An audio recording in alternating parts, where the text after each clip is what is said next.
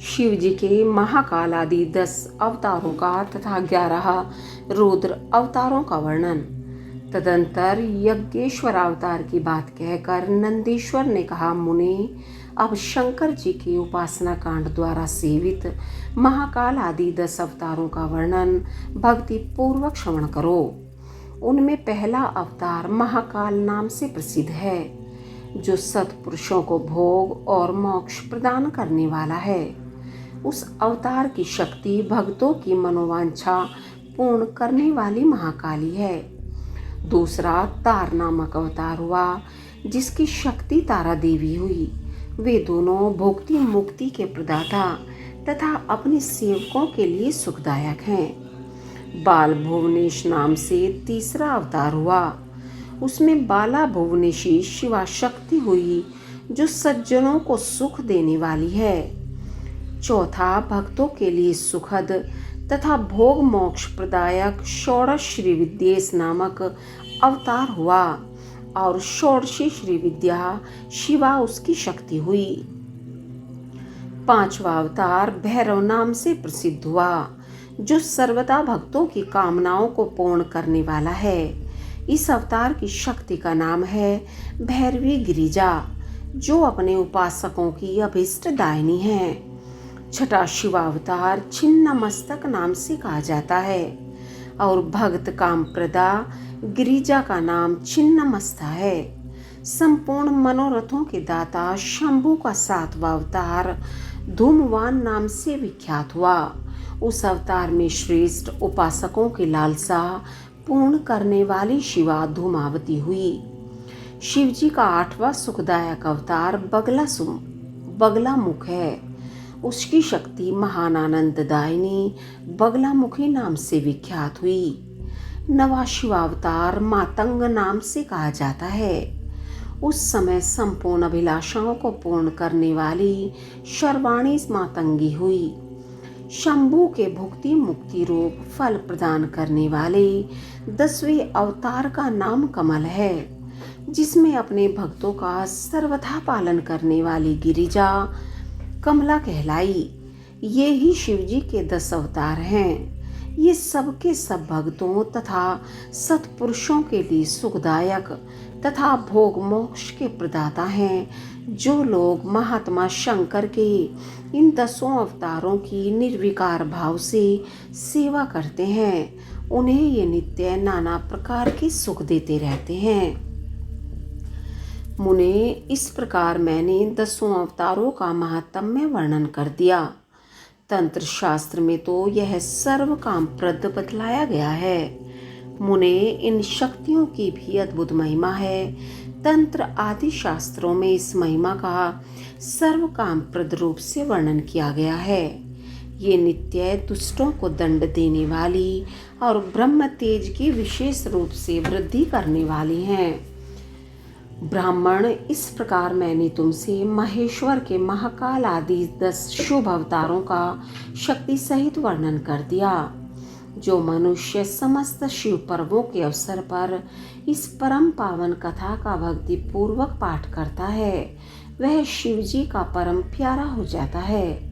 इस आख्यान का पाठ करने से ब्राह्मण के ब्रह्म तेज की वृद्धि होती है, क्षत्रिय विजय लाभ करता है, वैश्य धनपति हो जाता है और शूद्र को सुख की प्राप्ति होती है।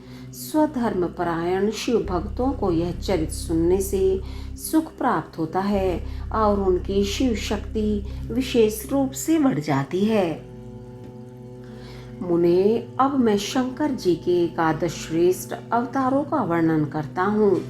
सुनो, उन्हें श्रवण करने से असत्य आदि जनित बाधा पीड़ा नहीं पहुंचा सकती। पूर्व काल की बात है, एक बार इंद्र आदि समस्त देवता दैत्यों से पराजित हो गए। तब वे भयभीत हो अपनी पुरी अमरावती को छोड़कर भाग खड़े हुए। यूं दैत्यों द्वारा अत्यंत पीड़ित हुए वे सभी देवता कश्यप जी के पास गए। वहां उन्होंने परम व्याकुलता पूर्वक हाथ जोड़ एवं मस्तक झुकाकर उनके चरणों में अभिवादन किया और उनका भली भांति स्तवन करके आदर पूर्वक अपने आने का कारण प्रकट किया। तथा दैत्यों द्वारा पराजित होने से उत्पन्न हुए अपने सारे दुखों को कह सुनाया। तात तब उनके पिता कश्यप जी देवताओं की उस कष्ट कहानी को सुनकर अधिक दुखी नहीं हुए, क्योंकि उनकी बुद्धि शिव जी में आसक्त थी। मुने, उन शांत बुद्धि मुनि ने धैर्य धारण करके देवताओं को आश्वासन दिया और स्वयं परम हर्ष पूर्वक विश्वनाथपुरी काशी को चल पड़े। वहां पहुंचकर उन्होंने गंगा जी के जल में स्नान करके अपना नित्य पूरा किया और फिर आदर पूर्वक उमा सहित सर्वेश्वर भगवान विश्वनाथ की भली भांति अर्चना की। तदंतर शंभु दर्शन के उद्देश्य से एक शिवलिंग की स्थापना करके वे देवताओं के हितार्थ परम प्रसन्नता पूर्वक घोर तप करने लगे। मुने, शिवजी के चरण कमलों में आसक्त मन वाले धैर्यशाली मुनिवर कश्यप को जब यूं तप करते हुए बहुत अधिक समय व्यतीत हो गया, तब सत्पुरुषों के गति स्वरूप भगवान शंकर अपने चरणों में तल्लीन मन वाले कश्यप ऋषि को वर देने के लिए वहां प्रकट हुए। भक्त वत्सल महेश्वर परम प्रसन्न तो थे ही, अतः वे अपने भक्त मुनिवर कश्यप से बोले, वर मांगो। उन महेश्वर को देखते ही प्रसन्न बुद्धि वाले देवताओं के पिता कश्यप जी हर्षमग्न हो गए और हाथ जोड़कर उनके चरणों में नमस्कार करके स्तुति करते हुए यूं बोले, महेश्वर, मैं सर्वथा आपका शरणागत हूँ। स्वामीन, देवताओं के दुख का विनाश करके मेरी अभिलाषा पूर्ण कीजिए। देवेश, मैं पुत्रों के दुख से विशेष दुखी हूँ, अतः ईश मुझे सुखी कीजिए, क्योंकि आप देवताओं के सहायक हैं।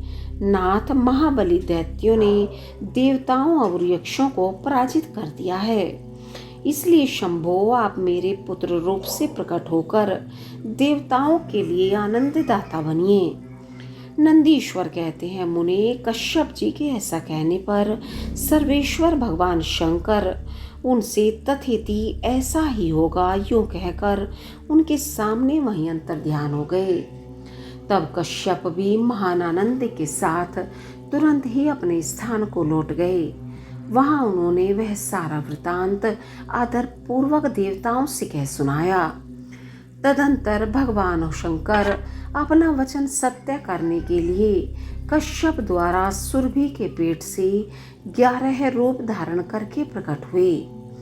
उस समय महान उत्सव मनाया गया, सारा जगत शिवमय हो गया।